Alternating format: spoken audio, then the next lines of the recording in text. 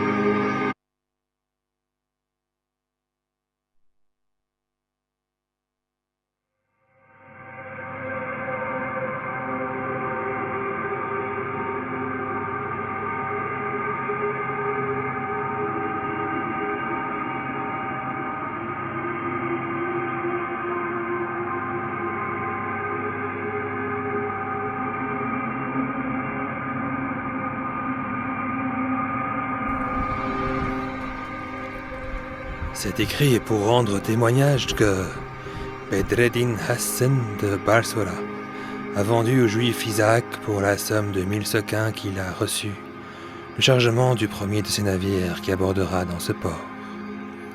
Bedreddin Hassan de Balsora.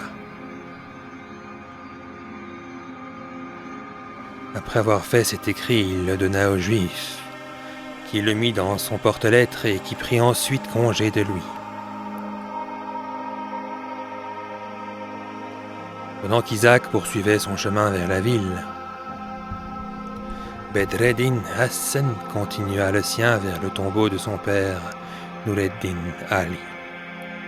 En y arrivant, il se prosterna, la face contre terre, et les yeux baignés de larmes, il se mit à déplorer sa misère. « Hélas, disait-il, infortuné Bedreddin, que vas-tu devenir? Où iras-tu chercher un asile contre l'injuste prince qui te persécute? N'était-ce pas assez d'être affligé de la mort d'un père si chéri? Fallait-il que la fortune ajoutât un nouveau malheur à mes justes regrets? » Il demeura longtemps dans cet état, mais enfin il se releva et ayant appuyé sa tête sur le sépulcre de son père, ses douleurs se renouvelèrent avec plus de violence qu'auparavant et il ne cessa de soupirer et de se plaindre jusqu'au moment où, succombant au sommeil, il leva la tête de dessus le sépulcre et s'étendit tout de son long sur le pavé où il s'endormit.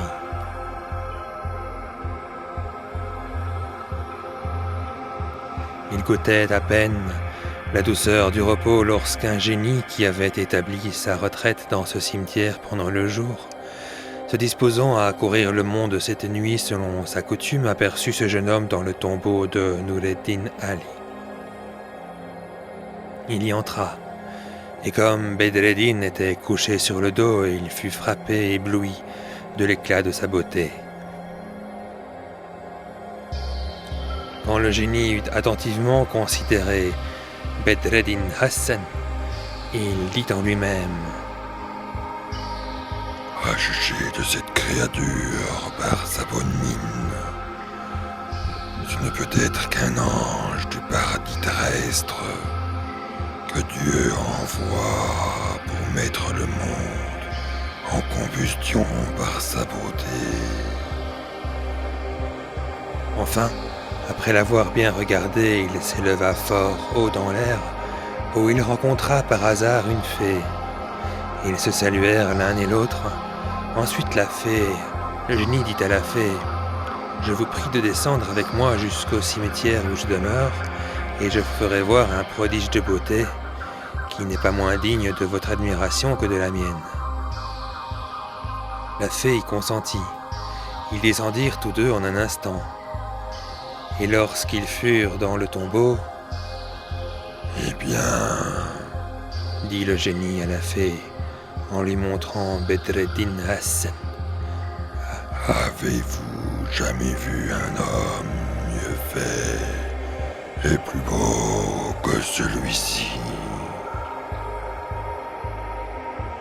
La fée examina Bedreddin avec attention, puis se tournant vers le génie: « Je vous avoue, lui répondit-elle, qu'il est très bien fait. Mais je viens de voir au Caire tout à l'heure un objet encore plus merveilleux dont je vais vous entretenir si vous voulez m'écouter. » « Vous me ferez un très grand plaisir, » répliqua le génie. « Il faut donc que vous sachiez, reprit la fée, car je vais prendre la chose de loin, que le sultan d'Égypte a un vizir qui se nomme Snemseddin Mohammed, et qui a une fille âgée d'environ 20 ans. C'est la plus belle et la plus parfaite personne dont on ait jamais entendu parler. » Le sultan, informé par la voix publique de la beauté de cette jeune demoiselle, fit appeler le vizir son père un de ces derniers jours et lui dit: « J'ai appris que vous avez une fille à marier. J'ai envie de l'épouser. Ne voulez-vous pas bien me l'accorder ?» Le vizir, qui ne s'attendait pas à cette proposition, en fut un peu troublé, mais il n'en fut pas ébloui, et au lieu de l'accepter avec joie, ce que d'autres à sa place n'auraient pas manqué de faire, Il répondit au sultan: « Sire, je ne suis pas digne de l'honneur que votre majesté me veut faire, et je la supplie très humblement de ne pas trouver mauvais que je m'oppose à son dessein. Vous savez que j'avais un frère nommé Noureddin Ali, qui avait comme moi l'honneur d'être un de vos vizirs. Nous eûmes ensemble une querelle qui fut la cause qu'il disparut tout à coup, et je n'ai point eu de ses nouvelles depuis ce temps-là, si ce n'est que j'ai appris il y a 4 jours qu'il est mort à Balsora, dans la dignité de grand vizir du sultan de ce royaume. Il a laissé un fils, et comme nous nous engageâmes autrefois tous deux à marier nos enfants ensemble, supposé que nous en eussions, je suis persuadé qu'il est mort de l'intention de faire ce mariage. C'est pourquoi, de mon côté, je voudrais accomplir ma promesse et je conjure votre majesté de me le permettre. Il y a dans cette cour beaucoup d'autres seigneurs qui ont des filles comme moi et que vous pouvez honorer de votre alliance. »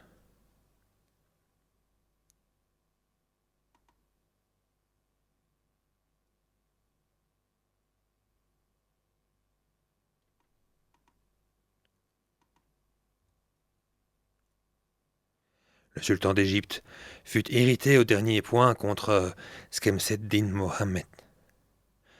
Choqué de son refus et de sa hardiesse, il lui dit avec un transport de colère qu'il ne put contenir: « Est-ce donc ainsi que vous répondez à la bonté que j'ai de vouloir bien m'abaisser à faire alliance avec vous? Je saurais me venger de la préférence que vous osez donner sur moi à un autre. Et je jure que votre fille n'aura pas d'autre mari que le plus vil et le plus mal fait de tous mes esclaves. » Achevant ces mots, il renvoya brusquement le vizir qui se retira chez lui, plein de confusion et cruellement mortifié.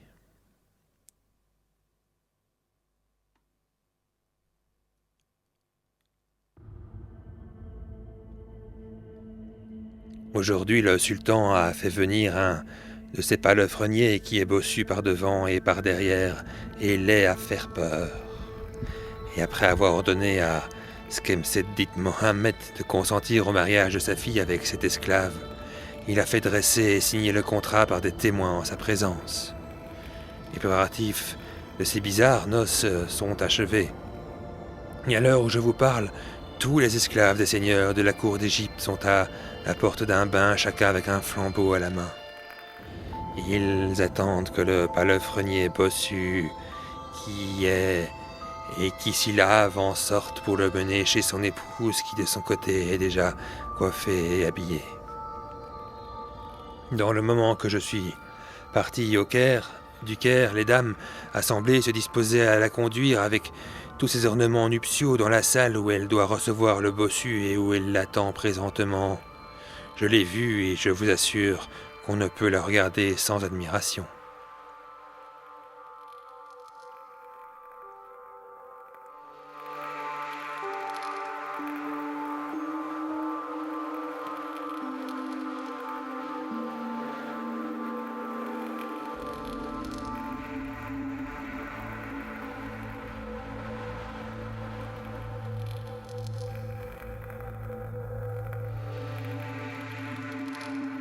Quand la fée eut cessé de parler, le génie lui dit: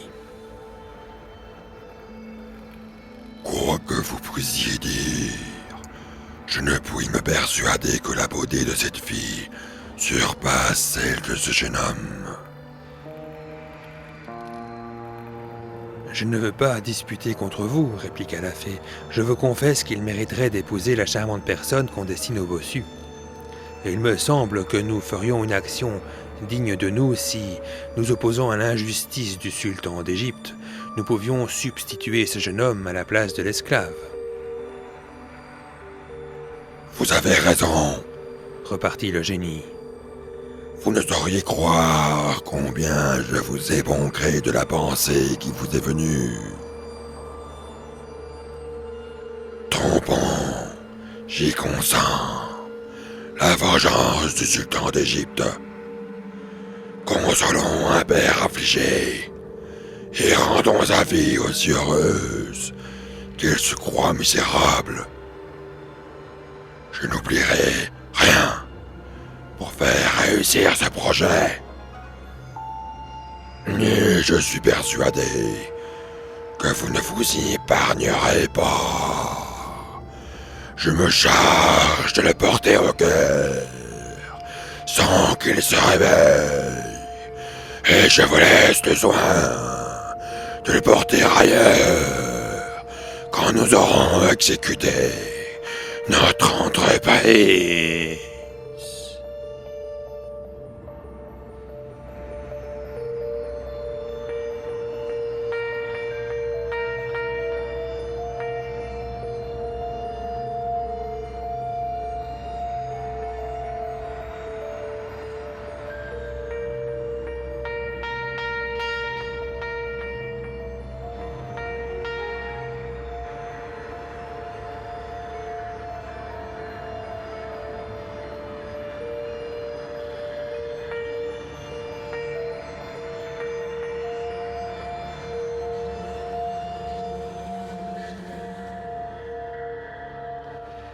Après que la fée et le génie eurent concerté ensemble tout ce qu'ils voulaient faire, le génie enleva doucement Bedreddin et le transportant par l'air d'une vitesse inconcevable, il alla le poser à la porte d'un logement public et voisin du bain d'où le bossu était prêt de sortir avec la suite des esclaves qui l'attendaient. Bedreddin Hassan, s'étant réveillé en ce moment, fut fort surpris de se voir au milieu d'une ville qui lui était inconnue. Il voulut crier pour demander où il était, mais le génie lui donna un petit coup sur l'épaule et l'avertit de ne dire mot. Ensuite, lui mettant un flambeau à la main, « Allez, lui dit-il, mêlez-vous parmi ces gens que vous voyez à la porte de ce bain, et marchez avec eux jusqu'à ce que vous entriez dans la salle où on va célébrer des noces. Le nouveau marié est un bossu que vous reconnaîtrez aisément. Mettez-vous à sa droite en entrant et dès à présent, ouvrez sa bourse de sequins que vous avez dans votre sein pour les distribuer aux joueurs d'instruments, aux danseurs et aux danseuses dans la marche. Lorsque vous serez dans la salle, ne manquez pas d'en donner aussi aux femmes esclaves que vous verrez autour de la mariée quand elles s'approcheront de vous. Mais toutes les fois que vous mettrez la main dans la bourse, retirez-la pleine de sequins et gardez-vous de les épargner. Faites exactement tout ce que je vous dis, avec une grande présence d'esprit. Ne vous étonnez de rien. Ne craignez personne. Et vous reposez du reste sur une puissance supérieure qui en dispose à son gré.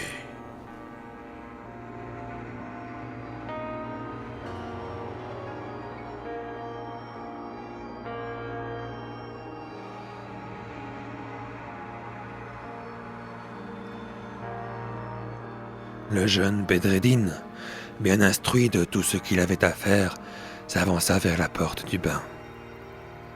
Les premières choses qu'il fit fut d'allumer son flambeau à celui d'un esclave, puis se mêlant parmi les autres comme s'il eût appartenu à quelque seigneur du Caire, il se mit en marche avec eux et accompagna le bossu qui sortit du bain et monta sur un cheval de l'écurie du sultan.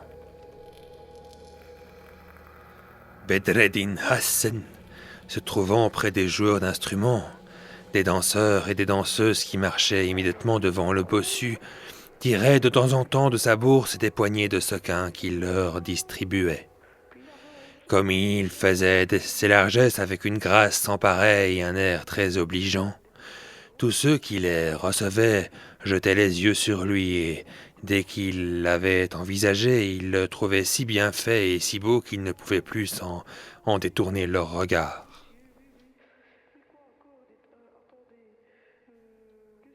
On arriva enfin à la porte du vizir Skemseddin Mohammed, qui était bien éloigné de s'imaginer que son neveu fût si près de lui.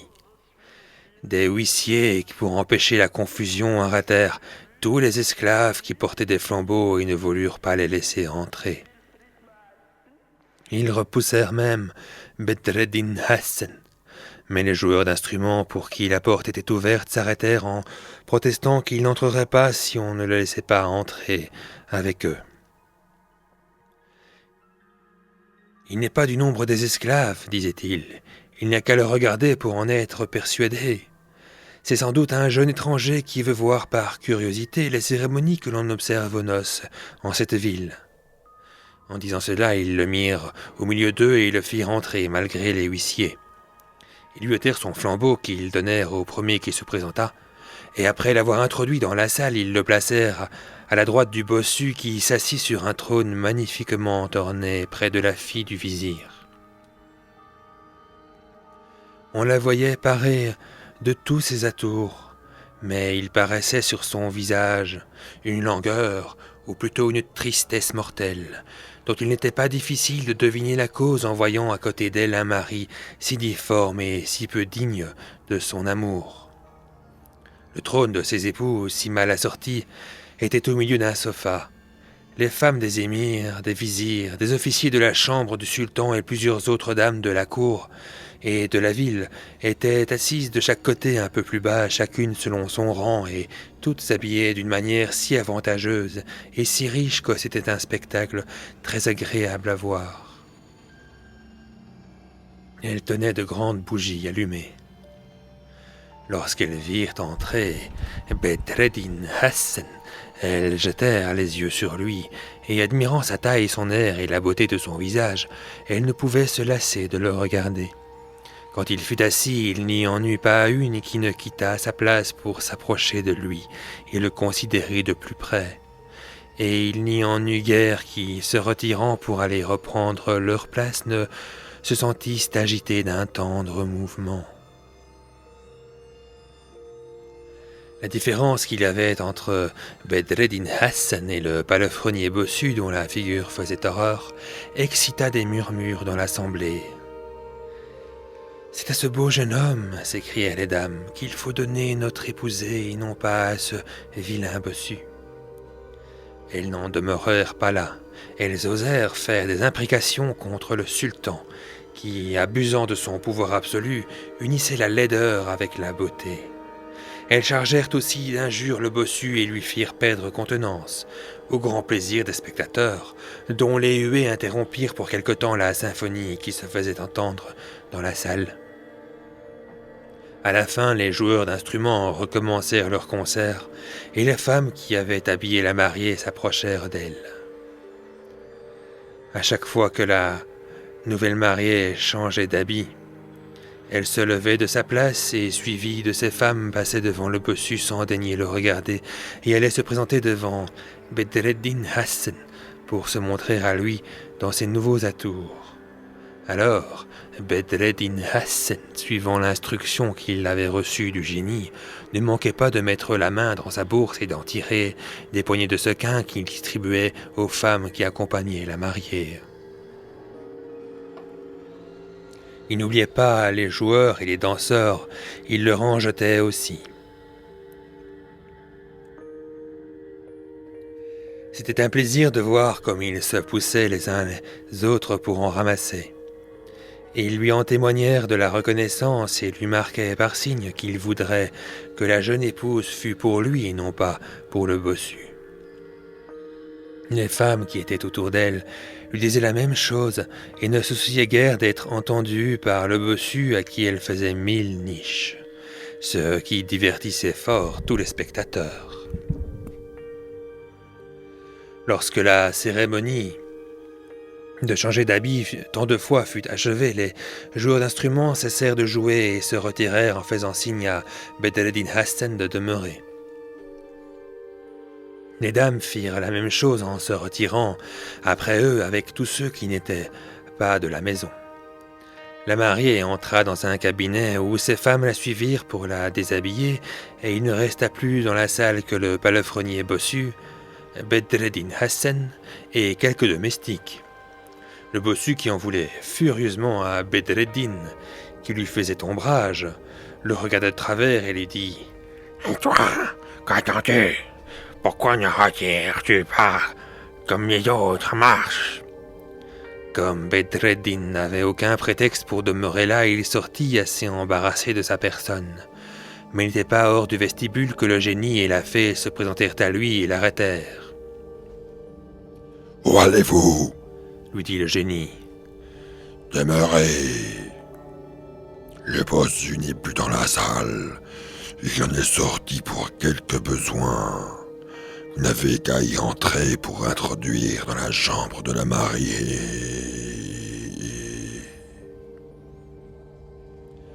Lorsque vous serez seul avec elle, dites-lui hardiment que vous êtes son mari, que l'intention du sultan a été de se divertir du bossu, et que pour apaiser ce mari prétendu, vous lui avez fait apprêter un bon plat de crème dans son écurie.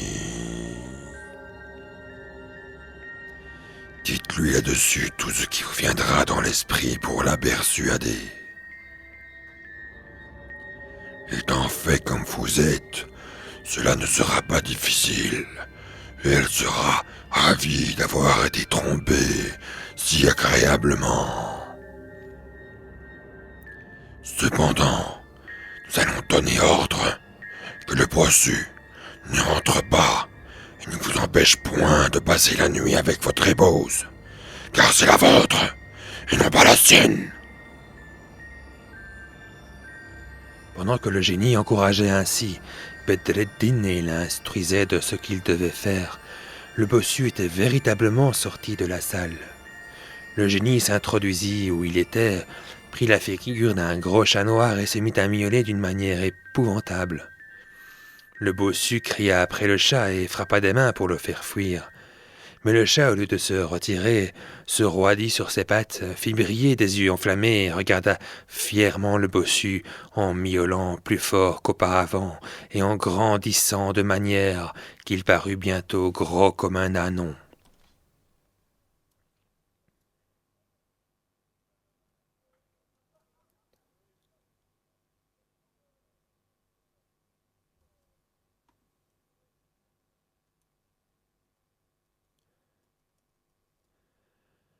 Le bossu, à ce sujet, à cet objet, voulut crier au secours, mais la frayeur l'avait tellement saisi qu'il demeura la bouche ouverte sans pouvoir proférer une parole.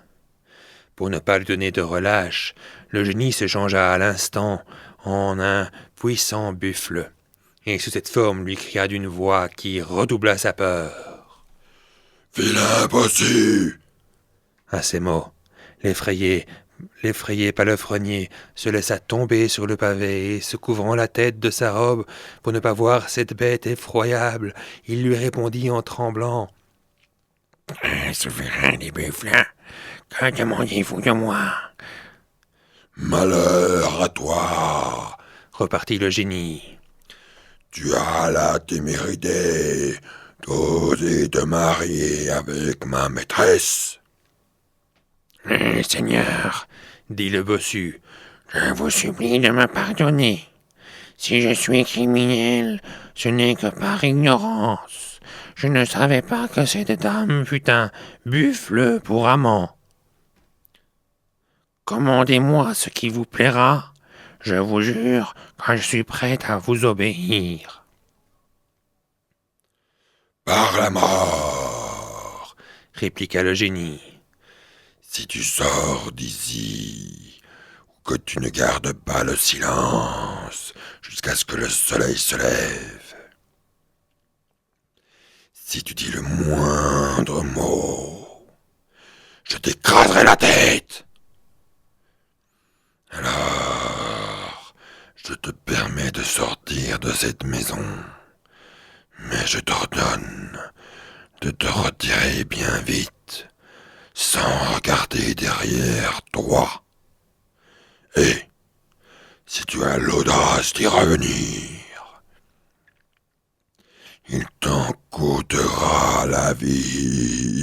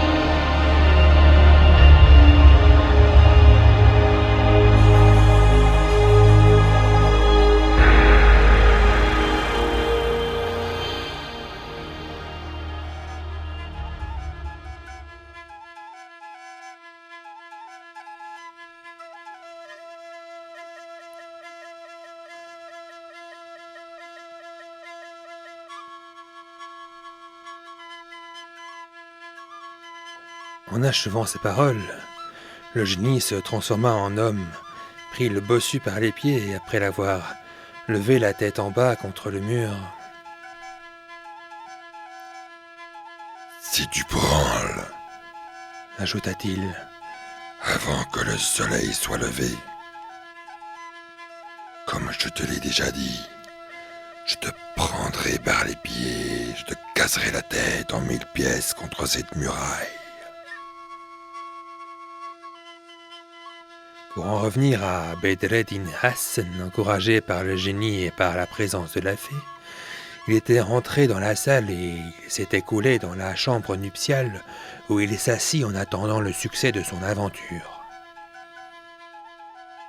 Au bout de quelque temps, la mariée arriva, conduite par une bonne vieille qui s'arrêta à la porte, exhortant le mari à bien faire son devoir, sans regarder si c'était le bossu ou un autre. Après quoi, elle la ferma et se retira. La jeune épouse fut extrêmement surprise de voir au lieu du bossu Bedreddin Hassan, qui se présenta à elle de la meilleure grâce du monde. « Eh, quoi, mon cher ami, lui dit-elle, vous êtes ici à l'heure qu'il est, il faut donc que vous soyez camarade de mon mari. »« Non, madame, répondit Bedreddin, je suis d'une autre condition que ce vilain bossu. »« Mais, reprit-elle, vous ne prenez pas garde que vous parlez mal de mon époux. »«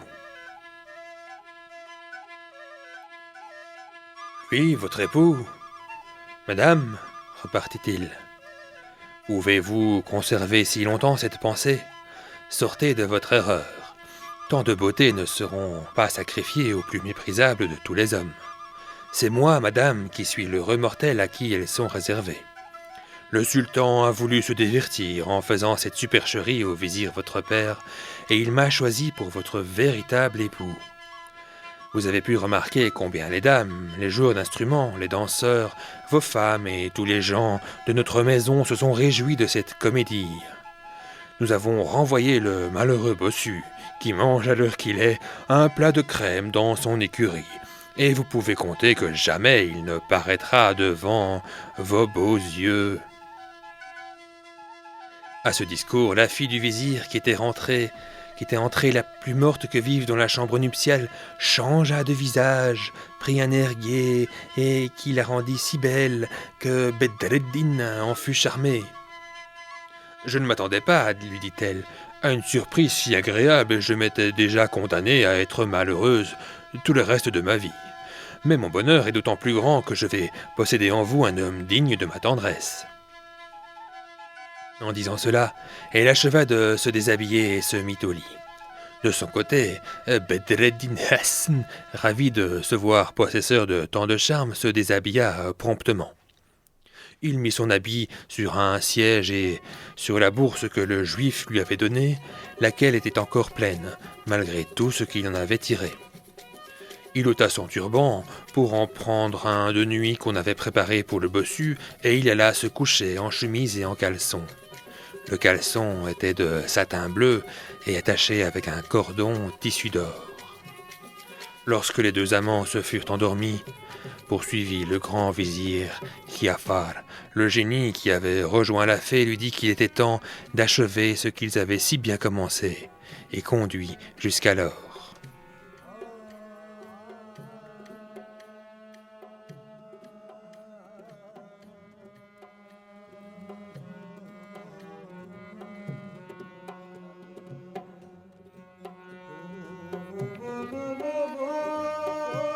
Ne nous laissons pas surprendre, Ajouta-t-il. par le jour qui paraîtra bientôt. Allez, et enlevez le jeune homme sans l'éveiller. La fée se rendit dans la chambre des amants qui dormaient profondément, enleva Bedreddin Hassan dans l'état où il était, c'est-à-dire en chemise et en caleçon, et volant avec le génie d'une vitesse merveilleuse jusqu'à la porte de Damas en Syrie, ils y arrivèrent précisément dans le temps que les ministres des mosquées préposés pour cette fonction appelaient le peuple à haute voix à la prière de la pointe du jour. La fée posa doucement à terre Bedreddin et, le laissant près de la porte, s'éloigna avec le génie. On ouvrit la porte de la ville, et les gens qui s'étaient déjà assemblés en grand nombre pour sortir furent extrêmement surpris de voir Bedreddin Hassan étendu par terre, en chemise et en caleçon. L'un disait « Il a tellement été pressé de sortir de chez sa maîtresse qu'il n'a pas eu le temps de s'habiller. »« Voyez un peu, » disait l'autre, « à quels accidents on est exposé. Il aura passé une bonne partie de la nuit à boire avec ses amis. » Il se sera enivré, sera sorti ensuite pour quelque affaire, et au lieu de rentrer, il sera venu jusqu'ici sans savoir ce qu'il faisait, et le sommeil l'y aura surpris. D'autres en parlaient différemment, et personne ne pouvait deviner par quelle aventure il se trouvait là. Un petit vent qui commençait alors à souffler leva sa chemise et laissa voir sa poitrine, qui était plus blanche que la neige. Et ils furent tous tellement étonnés de cette blancheur qu'ils firent un cri d'admiration qui réveilla le jeune homme. Sa surprise ne fut pas moins grande que la lueur de se voir à la porte d'une ville où il n'était jamais venu, et environné d'une foule de gens qui le considéraient avec attention. « Messieurs, leur dit-il, apprenez-moi de grâce où je suis et ce que vous souhaitez de moi. » L'un d'eux prit la parole et lui répondit « Jeune homme, on vient d'ouvrir la porte de cette ville et en sortant, nous vous avons trouvé couché ici dans l'état où vous voilà. Nous nous sommes arrêtés à vous regarder. Est-ce que vous avez passé la nuit en ce lieu? Et savez-vous bien que vous êtes à une des portes de Damas? »« À une des portes de Damas ?» répliqua Bedreddin. « Vous vous moquez de moi. En me couchant cette nuit, j'étais au Caire. » À ces mots, quelques-uns, touchés de compassion, dirent que c'était dommage qu'un jeune homme si bien fait eût perdu l'esprit, et ils passèrent leur chemin.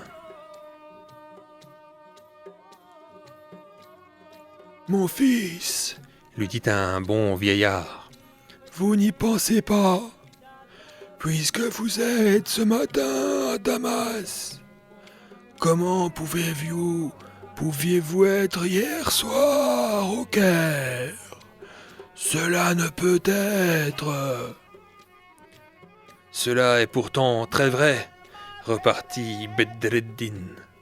Et je vous jure même que je passais toute la journée d'hier à Balsora. » À peine eut-il achevé ces paroles que tout un monde fit un grand éclat de rire et se mit à crier « C'est un fou! C'est un fou !» Quelques-uns néanmoins le plaignaient à cause de sa jeunesse, et un homme de la compagnie lui dit « Mon fils, il faut que vous ayez perdu la raison.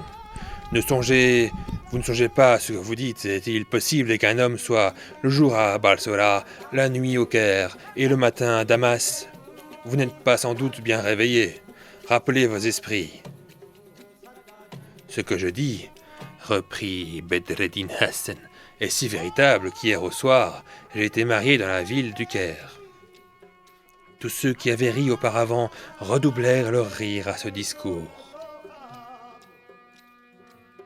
« Prenez-y bien garde, lui dit la même personne qui venait de lui parler. Il faut que vous ayez rêvé de tout cela et que cette illusion vous soit restée dans l'esprit. »« Je sais bien ce que je dis, répondit le jeune homme. Dites-moi vous-même comment est-il possible que je sois allé en songe au Caire, où je suis persuadé que j'ai été effectivement, où l'on a par cette fois mené devant moi mon épouse, parée d'un nouvel habillement chaque fois, et où enfin j'ai vu un affreux bossu qu'on prétendait lui donner. Apprenez-moi encore ce que sont devenus ma robe, mon turban et la bourse de sequins que j'avais au Caire. » Quoiqu'il assurât que toutes ces choses étaient réelles, les personnes qui l'écoutaient n'en firent que rire, ce qui le troubla de sorte qu'il ne savait plus lui-même ce qu'il devait penser de tout ce qui était arrivé. Après s'être opiniâtré à soutenir que tout ce qu'il avait dit était véritable, il se leva pour entrer dans la ville et tout le monde le suivit en criant « C'est un fou! C'est un fou !» À ces cris, les uns mirent la tête aux fenêtres et les autres se présentèrent à leur porte et d'autres, encore se joignant à ceux qui environnaient Bedreddin, criaient comme eux « C'est un fou !» sans savoir de quoi il s'agissait. Dans l'embarras où était ce jeune homme, il arriva devant la maison d'un pâtissier qui ouvrait sa boutique et il entra dedans pour se dérober aux huées du peuple qui le suivait. Ce pâtissier avait été autrefois chef d'une troupe d'Arabes vagabonds qui détroussaient les caravanes. Et quoiqu'il fût venu s'établir à Damas, où il ne donnait aucun sujet de plainte contre lui, il ne laissait pas d'être craint de tous ceux qui le connaissaient. C'est pourquoi, dès le premier regard qu'il jeta sur la populace qui suivait Bedreddin, il la dissipa.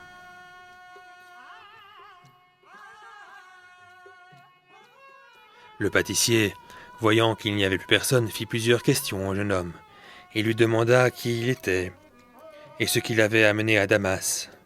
Bedreddin Hassan ne lui cacha ni sa naissance, ni la mort du grand vizir son père. Il lui conta ensuite de quelle manière il était sorti de Balsora et comment, après s'être endormi la nuit précédente sur le tombeau de son père, il s'était trouvé à son réveil au Caire, où il avait épousé une dame. Enfin, il lui marqua la surprise où il était de se voir à Damas, sans pouvoir comprendre toutes ces merveilles. « Votre histoire est des plus surprenantes, lui dit le pâtissier. Mais si vous voulez suivre mon conseil, vous ne ferez confidence à personne de toutes les choses que vous venez de me dire, et vous attendrez patiemment que le ciel daigne mettre un terme aux disgrâces dont il permet que vous soyez affligés.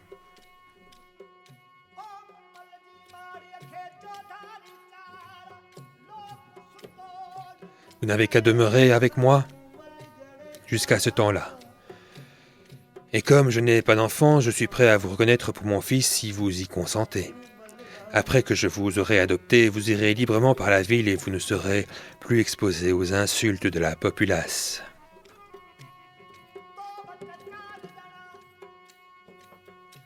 Quoique cette adoption ne fit pas honneur au fils d'un grand vizir, Bedreddin ne laissa pas d'accepter la proposition du pâtissier, jugeant bien que c'était le meilleur parti qu'il dût prendre dans la situation où était sa fortune. Le pâtissier le fit habiller, prit des témoins et alla déclarer devant un cadi qu'il le reconnaissait pour son fils. Après quoi, Bedreddin demeura chez lui sous le simple nom de Hassan et apprit la pâtisserie. Pendant que cela se passait à Damas, la fille de Skemseddin Mohammed se réveilla et ne trouvant pas Bedreddin auprès d'elle, crut qu'il s'était levé sans vouloir interrompre son repos et qu'il reviendrait bientôt. Elle attendait son retour lorsque le vizir Skemseddin Mohammed, son père, vivement touché de l'affront qu'il croyait avoir reçu du sultan d'Égypte, vint frapper à la porte de son appartement, résolu de pleurer avec elle sa triste destinée. Il l'appela par son nom, et il n'eut pas plus tôt entendu sa voix qu'elle se leva pour aller lui ouvrir la porte. Elle lui baisa la main et le reçut d'un air si satisfait que le vizir, qui s'attendait à la trouver baignée de pleurs et aussi affligé que lui, en fut extrêmement surpris. « Malheureuse !» lui dit-il en colère. « Est-ce ainsi que tu parais devant moi, après l'affreux sacrifice que tu viens de consommer ? Peux-tu m'offrir un visage si content ?» Quand la nouvelle mariée vit que son père lui reprochait la joie qu'elle faisait paraître, elle lui dit « Seigneur, ne me faites point de grâce un reproche si injuste. Ce n'est pas le bossu que je déteste plus que la mort, ce n'est pas ce monstre que j'ai épousé. Tout le monde lui a fait tant de confusion qu'il a été contraint de s'aller cacher et de faire place à un jeune homme charmant qui est mon véritable mari. » « Quelle fable me contez-vous » interrompit brusquement Skemseddin Mohammed. « Quoi ? Le bossu n'a pas couché cette nuit avec vous ?»« Non, Seigneur, répondit-elle. Je n'ai point couché avec d'autres personnes que le jeune homme dont je vous parle, qui a de grands yeux et de grands sourcils noirs. » À ces paroles, le vizir perdit patience et entra dans une grande colère contre sa fille. « Méchante !» lui dit-il. « Voulez-vous me faire perdre l'esprit par le discours que vous me tenez ?»« C'est vous, mon père, repartit-elle, qui me faites perdre l'esprit à moi-même par votre incrédulité. Il n'est donc pas vrai ?»« Il n'est donc pas vrai, répliqua le vizir, que le bossu... »« Hé ! Laissons là le bossu, interrompit-elle avec précipitation. Maudit soit le bossu. Entendrai-je toujours parler du bossu ? Je vous le répète encore, mon père, ajouta-t-elle. Je n'ai point passé la nuit avec lui, mais avec le charmant époux dont je vous parle et qui ne doit pas être loin d'ici. Skemseddin Mohammed sortit pour l'aller chercher. Mais au lieu de le trouver, il fut dans une surprise extrême de rencontrer le bossu, qui avait la tête en bas, les pieds en haut, dans la même situation où l'avait mis le génie. « Que veut dire cela ?»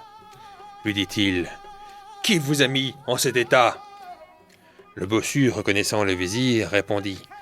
« C'est donc vous qui vouliez me donner en mariage la maîtresse d'un buffle, l'amante d'un vilain génie. Je ne serai pas votre dupe, et vous ne m'y attraperez pas. » Skemseddin Mohammed crut bon que le bossu extravaguait quand il entendit parler de cette sorte, et il lui dit « Ôtez-vous de là! Mettez-vous sur vos pieds !» « Je m'en garderai bien, » repartit le bossu, « à moins que le soleil ne soit levé. Sachez que j'étais venu hier au soir ici. Il parut tout à coup devant moi un chat noir, qui devint insensiblement gros comme un buffle. Je n'ai pas oublié ce qu'il me dit. C'est pourquoi allez à vos affaires et me laissez ici. » Le vizir, au lieu de se retirer, prit le bossu par les pieds et l'obligea à se relever. Cela étant fait, le bossu sortit en courant de toute sa force sans regarder derrière lui.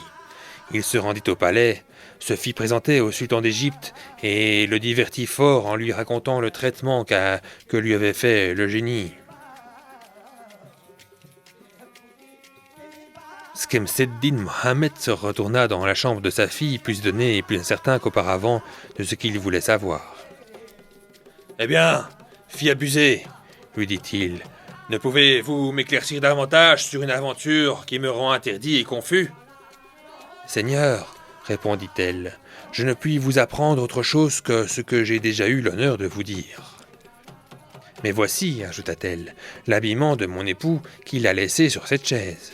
Il vous donnera peut-être l'éclaircissement que vous cherchez. » En disant ces paroles, elle présenta le turban de Bedreddin au vizir, qui le prit et qui, après l'avoir bien examiné de tous côtés, « Je le prendrais, dit-il, pour un turban de vizir, s'il n'était à la mode de Mossoul. » Mais s'apercevant qu'il y avait quelque chose de cousu entre l'étoffe et la doublure, il demanda des ciseaux. Ayant décousu, il trouva un papier plié. C'était le cahier que Noureddin Ali avait donné en mourant à Bedreddin, son fils, qu'il avait caché en cet endroit pour le mieux conserver. Skemseddin Mohammed, ayant ouvert le cahier, reconnut le caractère de son frère, Noureddin Ali, et lut ce titre. « Pour mon fils, Bedreddin Hassan. » Avant qu'il pût faire ses réflexions, sa fille lui mit entre les mains la bourse qu'elle avait trouvée sous l'habit. Il l'ouvrit aussi et elle était remplie de sequins, comme je l'ai déjà dit, car malgré les largesses que Bedreddin Hassan avait faites, elle était toujours demeurée pleine par les soins du génie et de la fée. Il lut ces mots sur l'étiquette de la bourse. 1000 sequins appartenant au juif Isaac. Et ceci au-dessus que le juif avait écrit avant de se séparer de Bedreddin Hassan. Livré à Bedreddin Hassan pour le chargement qu'il m'a vendu du premier des vaisseaux qui ont ci-devant appartenu à Noureddin Ali son père, d'heureuse mémoire lorsqu'il l'aura abordé en ce port. Il n'eut pas achevé cette lecture qu'il fit un cri et s'en évanouit.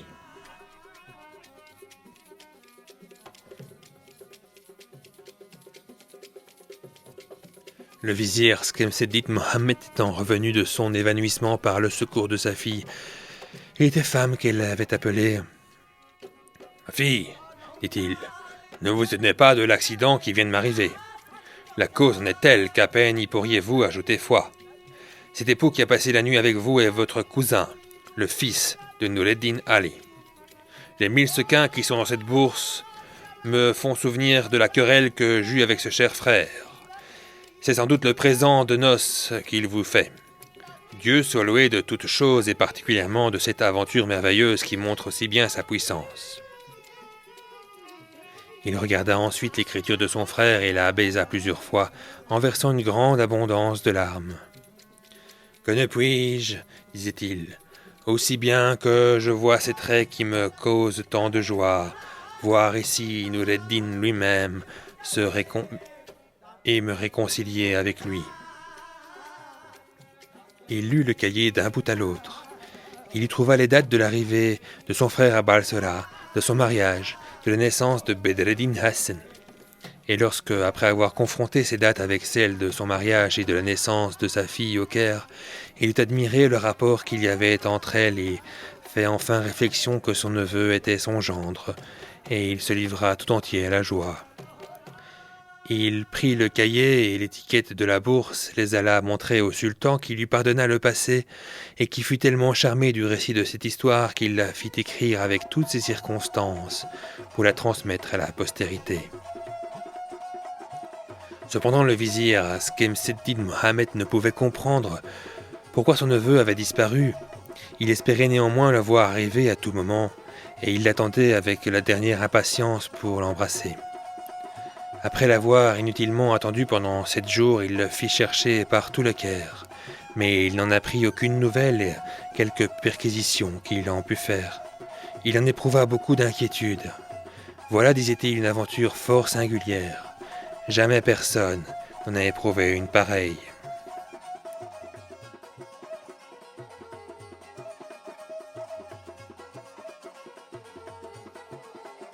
Dans l'incertitude de ce qui pouvait arriver dans la suite, il crut devoir mettre lui-même par écrit l'état où il était. Alors, où était alors sa maison? De quelle manière les noces